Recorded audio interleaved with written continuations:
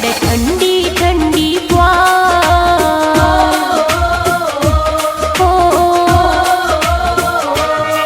पड़े ठंडी ठंडी प्यार लवंगड़ाई रे। सावन की मस्त बहार झूलने आई रे। सावन की मस्त बहार झूलने आई रे।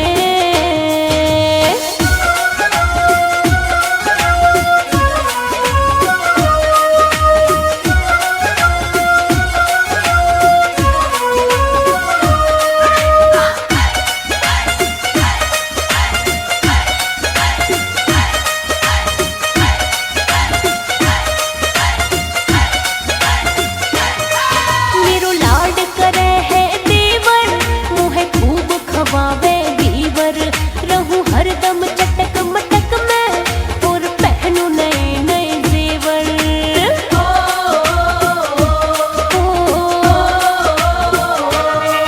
मेरो लाड करे है देवर मोहे खूब खवावे देवर। रहूं हरदम चटक मटक में और पहनू नए नए जेवर। बालम के संग में खाऊं बालम के संग में खाऊं दूध मलाई रे। सावन की मस्त बहार झूलने आई रे। सावन की मस्त बहार झूलने आई रे।